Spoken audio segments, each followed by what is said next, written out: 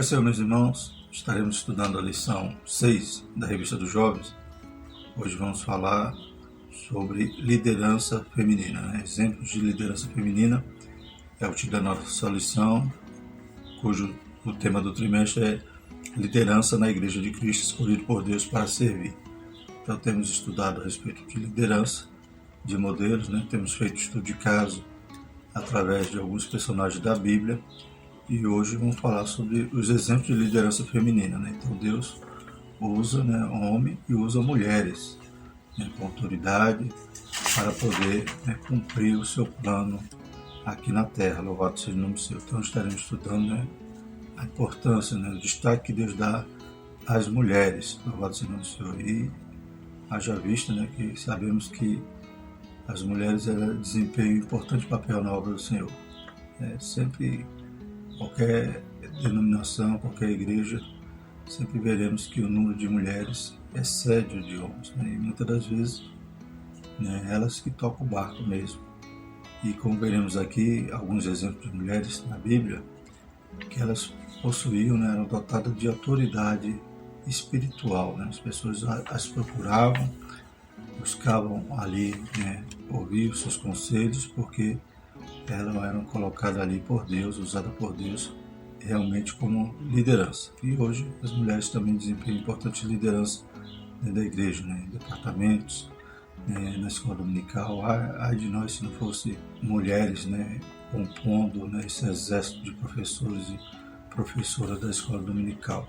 Então estão influenciando, estão liderando, desempenhando exatamente a posição que Deus as tem colocado, ou seja, uma posição também de destaque, de adjutora, Então, elas estão sempre ao nosso lado, então desempenhando esse importante papel na obra do Senhor. Então, vamos ver alguns exemplos. A lição também vai tratar, conforme nossos objetivos, de mostrar a posição das mulheres na Escritura Sagrada, conhecer alguns exemplos de liderança feminina e apresentar uma resposta bíblica ao feminismo. Então, a gente vai falar sobre esse movimento, sobre o feminismo, que nasce ali bebendo da fonte do marxismo. Então a gente percebe que ali é uma distorção, um pensamento contrário à palavra de Deus, porque busca sempre minar a autoridade de Deus, a autoridade da palavra, desfazer da palavra de Deus, dizer que o movimento, por exemplo, o pensamento marxista, ele sempre vai trazer essas oposições, essa briga, ou de classe, ou de sexo. Então sempre vai ter um opressor e um oprimido. Então quando o feminismo vai também beber nessas fontes e trazer que a Bíblia é opressora, que a Bíblia ensina o machismo, e o marxismo em geral vai dizer isso, que Deus é opressor, que o pai de família é opressor, que o pai e a mãe são opressores quando tentam impor, segundo eles, a gente está obrigando o menino a ser menino, a menina a ser menina, então sempre tem o opressor e o oprimido. Mas a Bíblia não é assim, a Bíblia é pelo contrário, a Bíblia destaca o papel da mulher, É claro que a cultura do homem que sempre a desvalorizou, mas não é o feminismo a resposta, e sim a palavra de Deus. A própria palavra de Deus ela já nos dá orientação para tudo, e ela nunca, então, trata a mulher como segundo plano, ou como objeto, ou como um ser inferior. Pelo contrário, ela tem o mesmo valor do homem. Nosso texto principal diz: então Ilquias e os enviados do rei foram ter com a profetisa Hulda, mulher de Salom. O resumo da lição: em toda a Bíblia é possível identificar a mulher como parte do propósito de Deus, inclusive ocupando posições de destaque tanto no Antigo como no Novo Testamento. Glórias a Deus. O texto bíblico se encontra em Juízes 4, 4 a 5, 2 Crônicas 34, 22 e 28, que diz o seguinte: E Débora, mulher profetisa, filha de Lapidote, julgava Israel naquele tempo, e habitava debaixo das palmeiras de Débora, entre Ramá e Betel, nas montanhas de Efraim. Isso Israel subiam a ela a juízo. 2 Crônica 34, 22 diz: Então Ilquias e os enviados do rei foram ter com a profetisa Hulda, mulher de Salom, filho de Tocate, filho de Aras, guarda das vestimentas, e habitava ela em Jerusalém, na segunda parte, e falaram-lhe naquele sentido: E ela lhes disse: Assim diz o Senhor, Deus de Israel, dizei ao homem que vos enviou a mim. Assim diz o Senhor, eis que trarei mal sobre este lugar e sobre seus habitantes, e, a saber, todas as maldições que estão escritas no livro que se leu perante o rei de Judá. Porque me deixaram e queimaram incenso perante outros deuses, para me provocarem a ira, com toda a obra das suas mãos. Portanto, o meu furor se derramou sobre este lugar e não se apagará.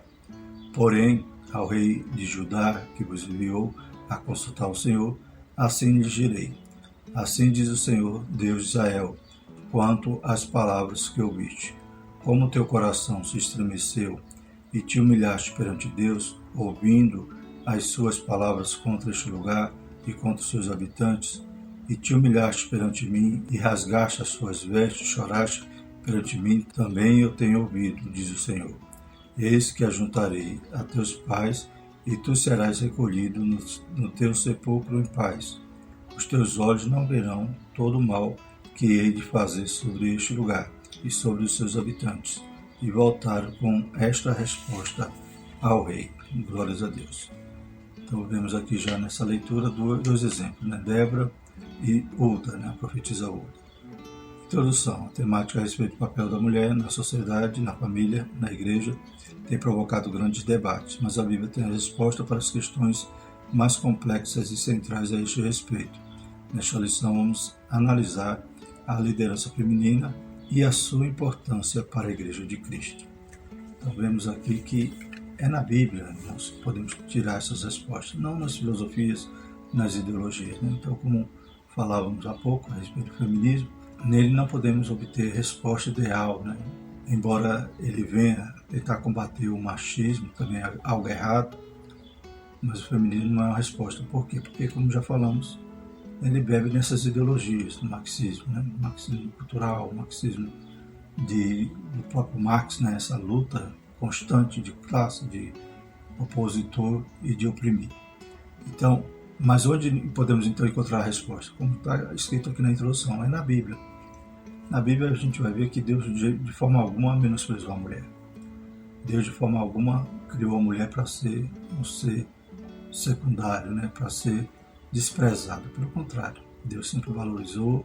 A gente vai ver Jesus também, né, trabalhando com mulheres, Jesus colocando a mulher em destaque, usando elas, né, e de forma alguma a Bíblia discrimina a mulher, como talvez os marxistas, os feministas vão falar. Claro que há discriminação, né, claro que há tratamento injusto, mas isso é fruto da cultura, isso é fruto dos homens, do pecado e não da palavra de Deus. Pelo contrário, a Bíblia ressalta, né, a importância da mulher, como veremos aqui na lição. A mulher na Escritura Sagrada. A criação da mulher. A mulher foi parte fundamental do plano divino da salvação. O Filho de Deus foi gerado mediante a atuação do Espírito Santo no ventre de uma jovenzinha chamada Maria. Poderemos utilizar vários textos bíblicos para confirmar a importância do valor da mulher, mas nenhum supera o texto da sua criação em Gênesis 2, 18 a 25. A semelhança do homem, a mulher foi criada por Deus com um propósito específico, ser uma adjutora. Né? Então, Deus cria a mulher e com esses propósitos específicos. Há o propósito da geração de novas vidas, né? Como o próprio Jesus, né? Como diz aqui na lição, o Espírito Santo usou ali Maria, né? Nesse propósito, não só de gerar, mas de educar, de conduzi-lo. Louvado seja o nome do Senhor. Então, Deus dá esses dons, esses talentos à mulher. E no momento da criação, Deus criou, né, a mulher conforme a sua imagem e semelhança. Então, não é só o homem que é a imagem e semelhança de Deus, a mulher também. A gente lê lá em Gênesis, capítulo 1, versículo 27, né, na Almeida Revista Corrigida, está escrito: E criou Deus o homem à sua imagem. A imagem de Deus o criou. Macho e fêmea os criou. Então, Deus criou macho e fêmea à sua imagem. Né? Fica bem claro quando lemos na Nova Versão Transformadora. Assim, Deus criou os seres humanos à sua própria imagem. A imagem de Deus os criou, homem e mulher os criou. Então, a mulher não é uma criação secundária. Deus criou macho e fêmea, como Deus criou todos os outros seres, né? E também criava macho e fêmea. Então, cada sexo, né, tinha a mesma importância ali para Deus na criação. E homem e mulher são a coroa da criação, são a imagem de Deus. Então, quando lemos muitas vezes alguns textos, né, Deus criou o homem, ali está se referindo, Deus criou a humanidade, o ser humano, macho e fêmea. Então, tanto homem e mulher criados à imagem de Deus, louvado seja o nome do Senhor. Uma vez que a fonte criadora do homem é a mesma que a da mulher, não há diferença de importância e de valor entre ambos. A mulher teve e tem um papel fundamental e indispensável no reino de Deus nesta terra, né? Então, já vimos alguns papéis, né, como de gerar nova vida, né, de conduzir, de educar, né, como Jesus careceu ali de uma mãe e Deus utiliza daquela jovenzinha Maria. Então, além desses papéis, vamos ver outros durante a lição. É indiscutível a demonstração do cuidado do Senhor para com as mulheres.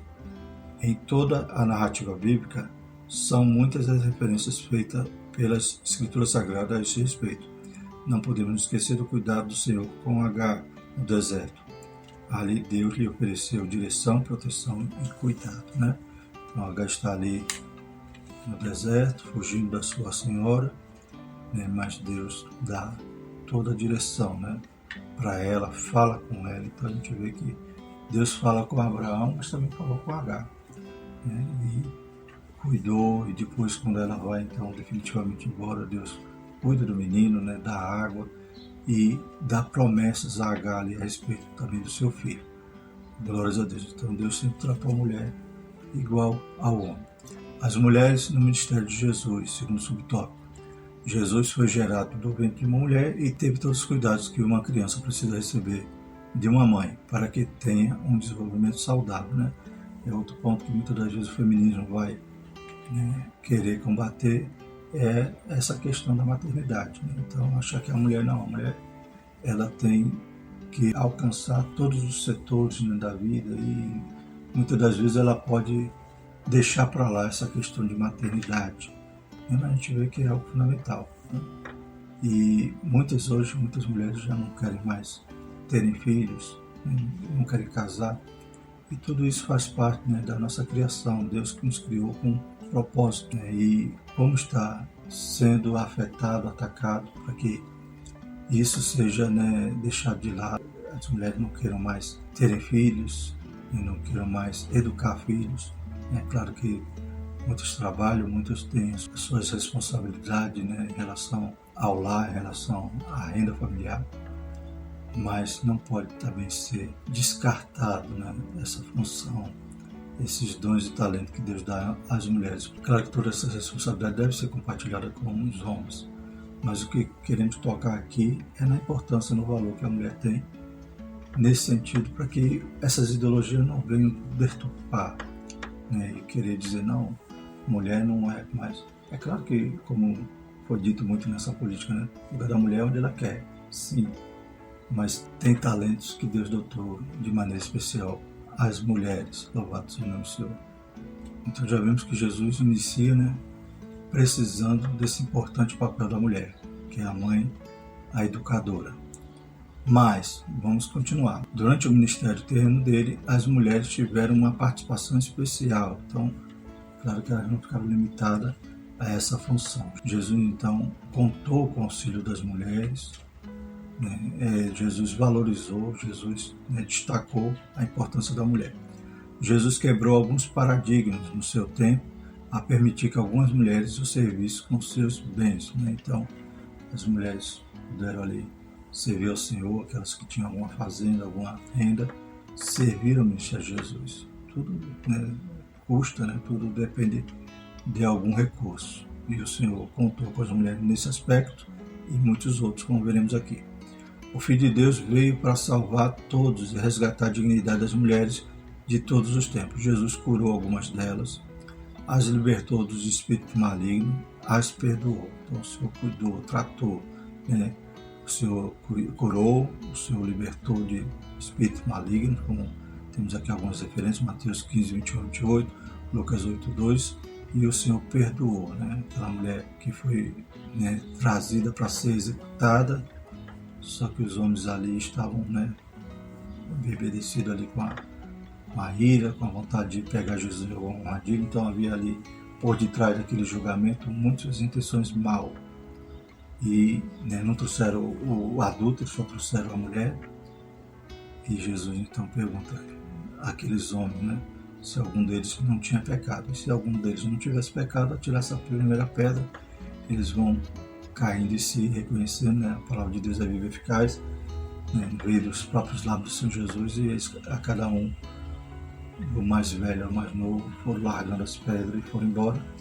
No final, Jesus pergunta à mulher: cadê seus acusadores? Ela disse: não ficou nenhum. E o Senhor? Que o Senhor vai me julgar?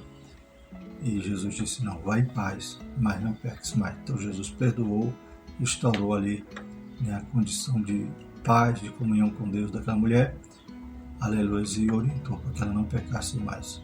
Jesus se dedicou também a pregar e ensinar mulheres, como se vê no seu encontro com a chamada mulher samaritana, uma mulher que tinha uma reputação duvidosa. Não era comum nem os homens falar com mulheres, sozinhos ali, como Jesus fez. Então Jesus quebrou os paradigmas, não tinha essa diferença para ele. E aquela mulher que era uma mulher que tinha problemas ali na sua reputação, Jesus restaura e a torna uma missionária, porque ela vai pregar o evangelho, vai convidar os samaritanos para ouvir Jesus. A primeira pessoa a ver Jesus após a sua ressurreição foi uma mulher, Maria Madalena. Portanto, está claro que Jesus reafirmou a importância e o valor das mulheres. Então, Jesus sempre estava rodeado delas, com também suas discípulas ali seguindo Jesus, e Jesus ia atrás de mulheres para ensinar. A gente vê também Jesus ensinando ali na casa de Marta e Maria. Então, o Senhor nunca, de forma alguma, desprezou o papel da mulher. Pelo contrário, valorizou e quebrou os paradigmas, que, como já falamos, o problema do machismo, o problema do desprezo ao valor da mulher é cultural, é dos homens, e não da palavra de Deus, não do nosso Deus. Terceiro subtópico, o papel da mulher. Deus, como Criador, ama, valoriza e se importa com a mulher. Entretanto, qual é o seu papel no plano divino? Segundo o texto bíblico, Gênesis 2,18, o Senhor afirmou: não é bom que o homem esteja só, falei uma adjutora, que esteja como diante dele. O termo adjutora vem do latim adjuvare, que significa ajuda, auxílio e socorro. Logo, ela foi criada para ser companheira do homem. Segundo a Bíblia do Instituto Pentecostal, a mulher é a partícipe da responsabilidade de Adão e com ele coopera no plano de Deus.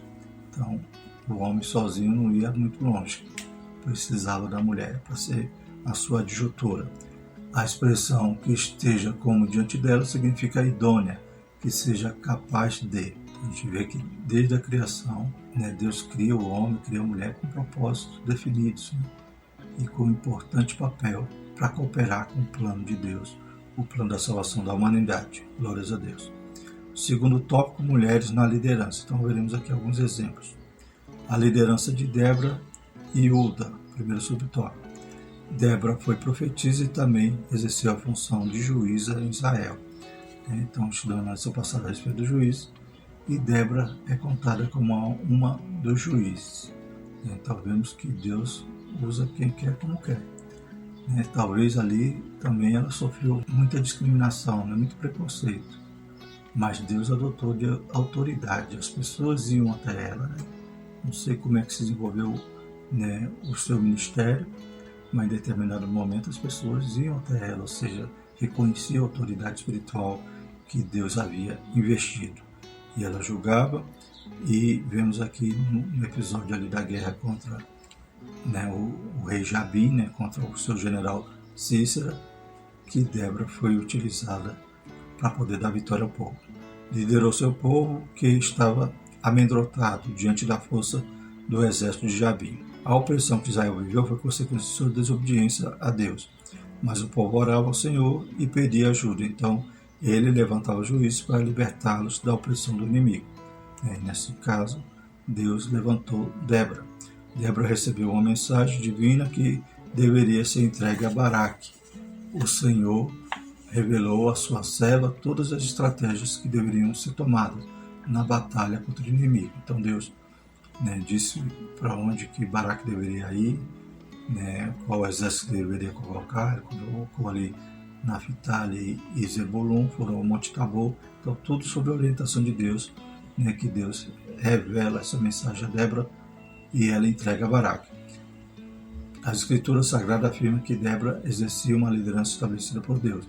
A presença do Senhor em sua vida era tão visível que Baraque disse que só lutaria se Débora estivesse presente no campo de batalha. Então aqui não podemos interpretar errado. Não é que Baraque tinha medo, Baraque era um soldado, Baraque já estava acostumado a lutar.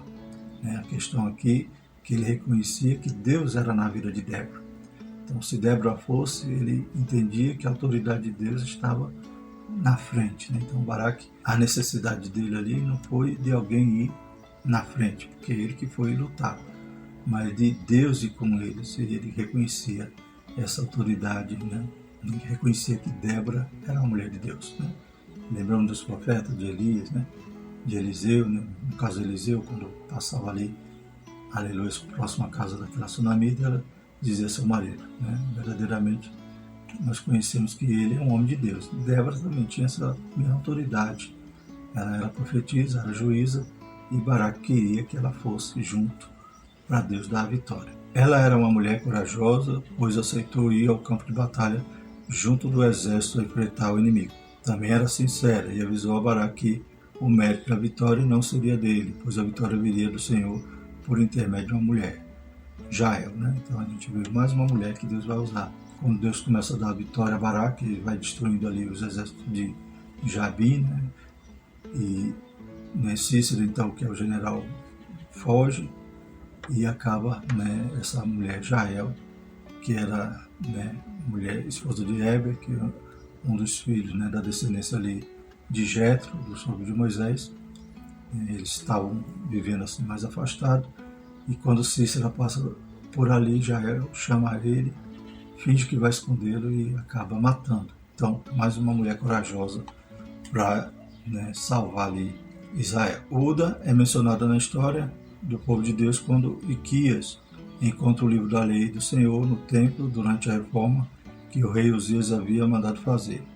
Ela era a esposa de Salom, guarda das roupas da corte de Josias, e tudo indica que viveu em Jerusalém, na Cidade Baixa, e era conhecida e reconhecida como profetisa. É importante ressaltar que Uda exerceu a atividade de profetisa em um período em que esse ofício era quase exclusivo dos homens. O povo de Deus contava com a liderança do rei, do sacerdote e do profeta. A história de Uda nos mostra que Deus é soberano e usa quem ele quer. Então tinha essas três autoridades que sempre exerciam influência sobre o povo, que era o rei, o sacerdote e o profeta. E Uda também era profetisa. Deus está usando mais uma mulher, mostrando ali que Deus é soberano, Deus, então não tem diferença macho ou fêmea, Deus utiliza quem quer, como quer. E quando vemos aqui que eles acham o livro da lei, Josias, ele rasga suas vestes, se humilha, vê que o que estava para acontecer com Judá era decorrente de todos os pecados que o povo cometeu. Josias, ele é um rei que ele vai implantar ali grandes reformas espirituais ali no seu reino. E quando ele encontra esse livro, ele percebe o quão grave eram os pecados do povo e que Deus realmente iria julgá-los. Então ele manda consultar a profetisa Uda. Interessante também que nesse período, é o período do profeta Sofonias. E Sofonias, ele também era um profeta ali da corte. Provavelmente, alguns historiadores dizem que ele deve ter influenciado na criação, na educação de Josias, para Josias ter esse despertamento espiritual de querer purificar de novo ali Judá. Porém, eles não consultam Sofonias, vai consultar Uda. Você vê que Deus realmente também havia revestido de autoridade espiritual aquela mulher, a ponto de ela ser uma referência, para ser consultada, para Deus falar com eles. Louvado seja o nome do Senhor. E quando Uda é consultada, ela diz: não, Deus vai castigar, tudo isso vai vir sobre essa terra. Mas Deus tem misericórdia de Josias, porque Josias se humilhou. Josias tinha esse desejo de reformar ali Judá, de tirar a idolatria. E Deus diz então que ia adiar um pouco, né, o juízo. Não ia acontecer nos dias de Josias. Josias ia morrer, ia ser sepultado, né, sem ver tudo aquilo que haveria de acontecer, como a gente tem estudado no livro de Ezequiel, que aconteceu ali nos dias de Ezequiel, Jeremias e Daniel. O rei Josias leu o livro e descobriu as maldições que cairiam sobre o povo caso não se arrependesse de seus pecados. Então ele deu ordem para que alguns líderes importantes no seu reino fossem consultar ao Senhor a respeito das palavras do livro, que se havia achado no templo. E Uquias e os líderes do reino de Josias foram ter com a profetisa Hulda. Embora Jeremias fosse contemporâneo dela, isso mostra que ela era reconhecida pelo ofício de profetisa. Eu falei de Sofonias e ainda tinha Jeremias, que também era contemporâneo. Mas Deus quis usar Hulda nesse caso, nesse sentido, e ela que traz e entrega a mensagem ao rei. E agora vamos falar sobre a liderança de Priscila, segundo subtópico. Então agora vamos para o Novo Testamento. Áquila e sua esposa Priscila eram fazedores de tendas e aparecem pela primeira vez no livro de Atos ao se encontrarem com Paulo na cidade de Corinto. Na carta aos Romanos, Paulo saúda a Priscila como uma cooperadora do reino de Deus, juntamente com Áquila, seu esposo. Ela discipulou Apolo a respeito do caminho de Deus. Assim podemos afirmar que Priscila desempenhou um papel importante no ministério do apóstolo Paulo e, consequentemente, na Igreja de Cristo. Tudo indica que Priscila se dedicou intensamente à fundação de igrejas e ao discipulado ao lado de seu marido, já que ela é apresentada como alguém que abriu a própria casa para fazer dela um ponto de pregação do Evangelho. Então, Priscila e Áquila aparecem nos textos de Paulo, mostrando ali a importância que esse casal tinha. Interessante que vai sempre citar o nome da mulher em primeiro lugar, né? Alguns estudiosos interpretam de uma forma ou de outra, né? Mas a gente vê que ela era importante. Em Atos dos Apóstolos mostra que ela ficou em Éfeso, né? Então Paulo contava com aquele casal como a ponto de sair de uma cidade e deixar eles ali tomando conta, sendo responsável. E como já falamos aqui, esse casal então vai ajudar Apolo, né? Ele pregava o Evangelho, mas faltavam alguns conhecimentos em relação ao reino, e estes então que haviam recebido de Paulo também transmite. Priscila e seu marido não foram apenas companheiros de trabalho de Paulo, mas foram leais a Jesus Cristo e negaram a si mesmo para o bem do apóstolo e da igreja de Cristo. E também a liderança de Lídia. Lídia era natural da cidade de Tiatira e provavelmente foi a primeira europeia convertida pelo ministério de Paulo. Atuava como vendedora de púrpura e demonstrou ser uma mulher generosa, pois logo depois do seu batismo colocou sua casa à disposição de Paulo e Silas e Lucas, persuadindo-o a que aceitasse o convite. Este episódio ocorre em um momento de grandes conquistas para a igreja primitiva, com a fundação das igrejas na Macedônia, na Caia, na Grécia e da Ásia, bem como a prisão e a milagrosa libertação de Paulo e Silas e a conversão do carcereiro de sua casa. Quando livres, Paulo e Silas dirigiram à casa de Lídia para consolar alguns irmãos e serem consolados. Lídia demonstrou ter uma liderança servidora e generosa. Ela também foi uma mulher empreendedora do ramo de púrpura. Então a igreja ali de Filipos inicia ali, a primeira pregação foi ali na beira do rio, a Lídia e aquelas mulheres que estavam ali. Então ela é uma das pioneiras ali daquelas igrejas. A gente vê que inicia ali com Lídia, depois o carcereiro, sua família, e daqui a pouco, aqueles poucos crentes que Paulo deixou ali, depois a gente vê uma igreja grande, uma igreja que auxiliou muito no seu ministério. E o terceiro tópico, uma resposta ao feminismo. Então a gente poderia citar aqui muitos outros exemplos na Bíblia. Lá em Filipenses mesmo, Paulo cita Evódia, Sintique, em Romanos, na sua saudação ele fala de Juna, então inúmeras outras mulheres que cooperaram ali no ministério. Então a gente sabe também que em muitos lugares hoje, quando vamos pregar o Evangelho, a gente monta ali um ponto de pregação, uma congregação, e quem é que estão ali? As mulheres. Sempre as mulheres são a maioria, e elas que tocam o barco ali, elas que dão início à evangelização, à escola dominical, os grupos. Então, realmente, a mulher é fundamental na obra do Senhor. Glórias a Deus. Tem alguns papéis que em determinadas denominações as mulheres não exercem, mas muitas das vezes é mais cultural do que bíblico.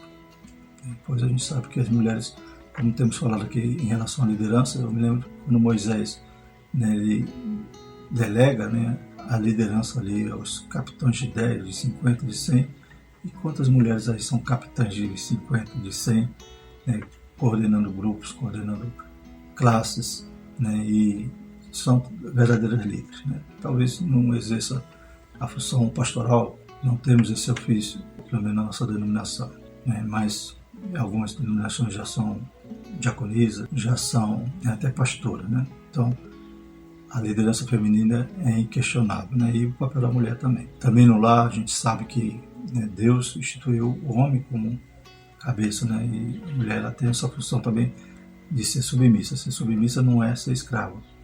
Ser submissa é debaixo de uma missão, né? Ou seja, ela está ali cumprindo seu papel de adjutora. Mas, né, ela é submissa ao homem e o homem tem a sua obrigação também de amar a sua esposa como Cristo amou a igreja. Então a gente sabe que cada um tem um papel, mas para Deus não tem diferença. Então vamos falar sobre essa resposta ao feminismo. Primeiro, subtópico: a desafiadora realidade do feminismo. O movimento ideológico conhecido como feminismo teve influência direta do marxismo, cuja ênfase é a desconstrução da família tradicional sobre o argumento de que o modelo promove opressão da mulher. Então o marxismo traz essa ideia, né, de oprimido e opressor, opressor oprimido. Então, no caso, começa ali com as lutas de classes, né? Patrão e empregado, e aí Marx também vai buscar, né, trazer esse modelo em relação à religião. Então, Deus é opressor, né? Nós somos oprimidos, né? O marido é opressor da esposa, o pai é opressor dos filhos, a mãe é opressora também, porque vai fazer com que a menina seja menino, o menino seja menino. Então, aí vem todas as ideologias, ideologia de gênero, e vem também essa ideologia do feminismo, né, como diz aqui, que vai tentar desconstruir a família. Né? Então a mulher não tem mais o papel de mãe, de educadora do seu lar, então acaba ela saindo do seu lar, ou nem formando família, buscando ir atrás dessas ideologias que a gente vê que a origem é maligna, né, satânica. Né? O marxismo, então, nem se fala. Então o argumento é que o modelo o modelo da família tradicional promove a opressão da mulher. Influenciado por autoras como Simone de Beauvoir e Judith Butler, os adeptos desse movimento arvoram a bandeira do feminismo com ataques frontais ao padrão bíblico de relacionamento familiar e conjugal. Geralmente, os que militam nessa frente tomam como base alguns textos bíblicos, isolando-os de seu contexto. Isso é, deixo de analisá-los à luz de toda a Bíblia. Né? Então pega talvez algum registro em que a mulher é oprimida, né? Mas ali o registro está relatando que as pessoas faziam naquela época, aquela cultura, né? O pecado imprimia naquelas pessoas. Mas não está ali, né, doutrinando para que seja feita daquele jeito. A Bíblia ela traz registro das mazelas dos homens, né? E mostra a solução, que é Jesus. Mostra, né, que todos pecaram e destituídos está a glória de Deus, mas nós temos agora, né, um vivo caminho aberto por Jesus para chegarmos até Deus. Mas o que acontece? Pegam textos isolados e então tentam advogar suas causas. Por exemplo, os textos mais explorados dos participantes deste movimento orbitam em torno de textos como Gênesis 3,16, 1 Coríntios 11,3, 14, 34, 16 e de 1 Timóteo 2, de 11 a 13. Diante desses fatos, é preciso que a igreja alerte para essa realidade que tem influenciado tantas pessoas, inclusive cristãos, pois tal movimento visa anular a autoridade da Bíblia e coloca em dúvida a verdade absoluta. Estão vendo aqui alguns textos desses. Por exemplo, em Gênesis 3,16 está escrito lá: a mulher disse: multiplicarei grandemente tua dor e a tua conceição. Com dor terás filhos e o teu desejo será para o teu marido e ele te dominará. Então, aí pega esse texto e distorce, né? Não vê que isso foi ocasionado pelo pecado, também que o homem teve o seu castigo, e não relaciona isso com os textos do Novo Testamento que vai dizer que a mulher é submissa ao marido, mas o marido também tem que amá-la de forma sacrificial. Então eles distorcem analisando apenas um texto sem contexto. Outro texto que eles utilizam, lá em 1 Coríntios 11,3, mas quero que saiba que Cristo é a cabeça de todo varão, o varão é a cabeça da mulher, e Deus é a cabeça de Cristo. Né? Então, talvez vão querer dizer, não, a mulher é opressora porque tem que ter a cabeça que é o homem. Mas e Cristo não é a cabeça da igreja? Então Cristo é opressor também porque ele que está dirigindo ali a igreja? Não, não porque ele se entregou por nós, né? Ele se humilhou até a morte de cruz, né? E ele não faz mal a nós, pelo contrário, ele nos cuida por amor. Da mesma maneira o marido, ele é aquele que vai gerir seu lar, mas também baseado nesse amor. Tanto é que Paulo faz essa comparação. Então alguns textos que eles vão utilizar e vão distorcer. Uma resposta bíblica. A resposta que a Igreja de Cristo deve dar ao movimento feminista deve estar fundamentada na verdade da palavra de Deus.